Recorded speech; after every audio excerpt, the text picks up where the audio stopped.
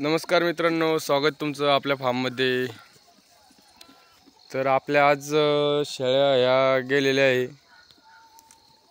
तर आपण व्हिडिओ यासाठी बनवत आहोत की तुम्हाला दाखवणार आहोत की आपल्या फार्ममध्ये किती ॲनिमल राहिलेले आहे। इकडे हे 3, तिकडे ती एक 4 बोरचे, ते तिकडे एक पलीकडे 5, म्हणजे हे 5 आणि 2 आणखी म्हणजे 7 आपल्याकडे शेळ्या बोरच्या राहिलेल्या आहे। एक बोकड, 2 बोकड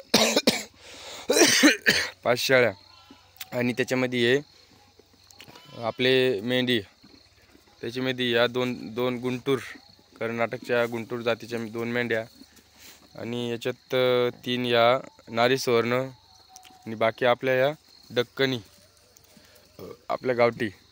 तर बघा, ज्यांना खायचं त्या खातात, ज्यांना नाही खायचं त्यांना अशा बसून जातात। आणि इकडे या आपल्या बोर, त्या बघा त्या एक साईडलाच जाऊन उभे आहे, कारण की त्यांची आज सगळी मंडळी गेलेली आहे, त्याच्यामुळे ते गेटकडेच पाहत आहे।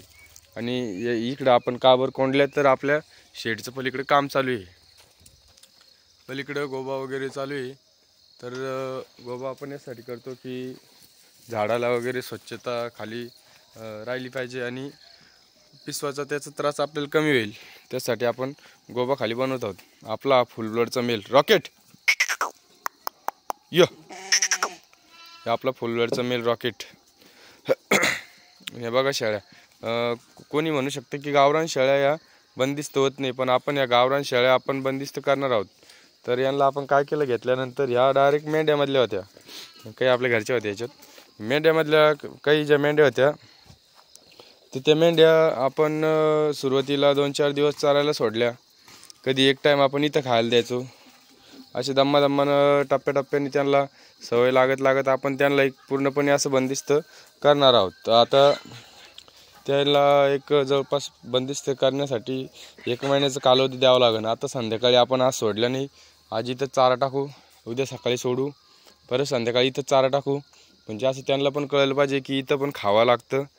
मग ते एकदम टप्प्याटप्प्याने त्या बंदिस्त होतील आणि आपण गावरानसुद्धा 100% बंदिस्त करणार आहोत। तर याच्यासाठी यांना गावरानला क्रॉसिंगसाठी एक डॉर्परचा मेल आणि एक नारी सुवर्ण, मेंढ्यासाठी एक नारी सुवर्णाचं मेल, म्हणजे असे आपण 2 मेल आपण खरेदी केलेले। ते मेल पण आपल्या फार्मवर लवकरच येतील, कारण की ते याच्यासाठी आणले नाही की तिकडे शेडचं काम झालं नाही आणि इकडे सोडायला ते जमत नाही, त्यासाठी आपण त्या आणलेल्या नाही। तर आपली बघा ही मेंढी, ती ओरडली, तिचं पिल्लू तिकडे आहे, तिच्या खाली कोकरू एक, बघा मध्ये काळ्या कलरचं, तिचं ती कोकरू, ती कोकरासाठी ओरडती। आणि आपला गोबा कालच्या व्हिडिओमध्ये दाखवलाच तुम्हाला। तर फायदा हा शेळी पालनामध्ये की मेंढी पालनामध्ये, तसं तर फायदा दोन्हीमध्ये पण आहे, पण एक तुम्हाला जे खरं रिअल आहे ते आज आपण सांगणार आहोत। शेळीचं बघा, शेळी जूनमध्ये कधी शेळी लागली, कशी पण शेळी असू द्या, जूनमध्ये कधी शेळी लागली तर ती परत दुसऱ्या वर्षी 2024ला जूनमध्ये लागली, 2025ला जूनमध्ये शेळी क्रॉस होईल। कारण की ह्यावेळेस कधी शेळी जनली, आता जूनमध्ये शेळी लागलेली शेळी आता ह्यावेळेस जनती दिवाळीच्या वेळेस। आता जी जनली तीच परत ती केव्हा लागते की आपली जूनमध्ये, म्हणजे त्यांचा एक काळ, त्यांचा प्रेग्नन्सी काळ 1 वर्षाचा असतो, म्हणजे 1 वर्षात एकच वेळ होतं। कोणी काही का सांगत नाही 2 होईन, 14 महिन्यात 2 होते, असं होतं तसं होतं। प्रत्येकाचं प्रत्येक शेळ्याचं 2 वर्षात, आपलं 14 महिन्यात 2 वेळ तर होत नाही शक्यतो। मला तर माझा असा अनुभव, वर्षात 11-12 महिन्यात तर एकच वेळ त्यांचं होतं।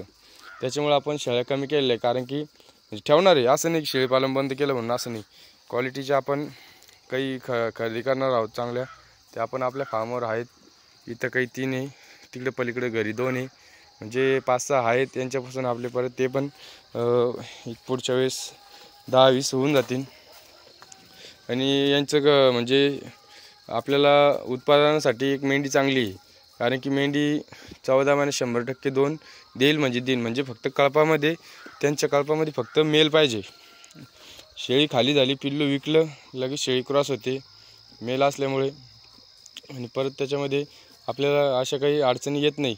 आणि शेळ्याचं कसं आहे, शेळी आता जी खाली होईल तीच परत पुढच्या वर्षी ह्याच वेळेस खाली होईल. म्हणजे तुम्ही एक उदाहरण घ्या सोपं, तुमच्या शेळ्या जूनमध्ये ज्या लागत्या, जूनमध्ये शेळ्या ज्या लागत्या त्या दिवाळीची वेळेस जनत्या.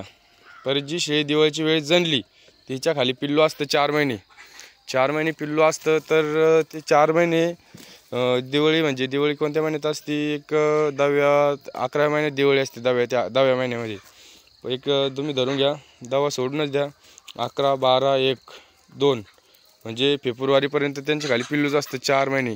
4 महिने तर पिल्लू काही विकायला येत नाही, पिल्लू विकायला 6 महिने लागतात. आणि फेब्रुवारी, मार्च, एप्रिलपर्यंत त्यांचं पिल्लू शेळ्या खालीच असतं.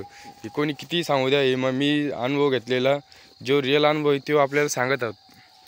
फेब्रुवारीपर्यंत त्यांचं खाली पिल्लू असतं. फेब्रुवारी, मार्च, एप्रिल या 2-3 महिन्यामध्ये आपण पिल्लू विक्री करतो.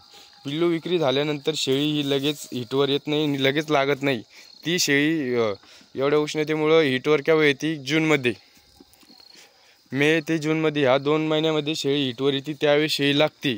त्यावेळेस ती लागल्यानंतर परत पुढच्या वर्षी आपलं दिवाळीला म्हणजे 10व्या महिन्यामध्ये ती खाली होती. 6व्या महिन्यामध्ये कधी क्रॉस झाली ती 10व्या महिन्यामध्ये खाली होती. तर असा एक 12 महिन्यामध्ये फक्त एकाच वेळेस शेळी खाली होती. ही कोणी कितीही सांगू द्या, जे मला कोणी सांगत असेल की 14 महिने 2 वेतं होतात, त्यांची शेळी माझ्या ती घरी आणून सोडा आणि बघू द्या किती वर्षातून कितीदा ती खाली होती. तर कारण की आपण रिअल अनुभव घेतलेला आहे म्हणून आपण सांगत आहोत. जे उडाउडीचे आणि खोटं बोलून सांगायला काही अर्थ नाही. आणि माझ्याकडे तुम्हाला वाटतं याच्याकडे मेंढ्या म्हणून मी सांगतो की मेंढ्या लय भारी, तसं नाही. मेंढ्याचा आपण पण अनुभव घेतलेला आहे. पहिले आपल्याकडे 3 होत्या, त्याच्या आधी आपण 3 खरेदी केल्या होत्या. त्यांची आपण त्याच्यात 3 विकल्या, या 3 राहिल्या, 7-8 झाल्या काही कोकरे बिकरे विकून. आणि आपल्या गावठी आपण आता खरेदी केल्या. तर याच्यामध्ये आपल्याला माहिती आहे, रिअल आपण अनुभव घेतलेला आहे. खायच्या बारेत तर काही नाही, काही पण खातात आणि खातच राहतात. शेळ्यासारखं नाही, शेळीला उंच जागेवरच लागतं. उंच जागेवर गेली आणि परत खायला पण शेंडाच लागतो झाडाचा. आपण इकडं चारा लागवड आपली जवळपास आपण त्यांना चारा लागवडी 10-12 गुंठ्यामध्ये जास्त येईल, 20 गुंठे तरी येईल. 20 गुंठ्यामध्ये चारा लागवड केली आहे. तर शेळ्याचं प्रेग्नेन्सी काळ एवढा आहे, 12 महिन्यात एकच वेळेस. बोरचं सांगतोय मी. आणि तुम्ही दुसऱ्या शाळेचं असेल ते नाही सांगता येणार, कारण दुसऱ्याचं कसं आहे, त्यांचा पण यांच्यासारखंच असतो शक्यतो. त्यांचा 14 महिन्यात जवळपास 14 महिन्यात 2 वेत नाही होत. एखादी शेळीची होते एखाद्या वेळेस. प्रत्येक शेळ्याचे नाही 100, आपले 10 शेळ्या असल्या 10 शेळ्यामधले फक्त 3% शेळ्याचे 14 महिन्यात 2 वेत होऊ शकतात. पूर्ण शेळ्याचे नाही होणार. परत त्याच्यामध्ये असं आहे, शेळी गाभडली, शेळीचं पिल्लू मेलं, परत नंतर अशा अडचणी येत राहतात. त्याच्यामुळे पण आपण ते रिवाश येतो. असं शेळ्याचं गणित आहे. आणि म्हणजे यांचं पण तसं आहे, फक्त आपलं गाभण काळ आपण सांगत आहोत.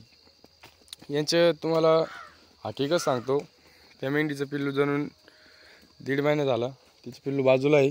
ती आत्ता सध्या कधी तिच्या कल्पामध्ये मेल असला ती आणखी महिनाभरामध्ये क्रॉस होईल, 100% ही आपण खात्री देतो. आणि ह्या पहिल्या वेताच्या सगळ्या फिमेल आहे. या पूर्ण फिमेल कशी पण फिमेल असू द्या, या शेळ्याच्या 6 महिन्यात फिमेल क्रॉस होत्या. 6 महिन्याच्या एखाद्या वेळेस हिटवर येत्या. मेंढ्याचं असं आहे, ती 9 महिने ते 12 महिने होईपर्यंत हिटवर येतच नाही. 11 महिन्याच्या पुढे जाईपर्यंत त्यावेळेसच ती हिटवर येईल आणि क्रॉस होईल. यांच्यासारखं त्यांचं शेळ्यासारखं असं नसतं. ही गुंटूर जाते. तुम्ही वाटलं यूट्यूबला सर्च करू शकता गुंटूर कशी असती. तुम्ही म्हणशाल काय सांगतोय गुंटूर. ठीक आहे मित्रांनो, धन्यवाद. चॅनलला सबस्क्राईब करा, व्हिडिओ लाईक करा.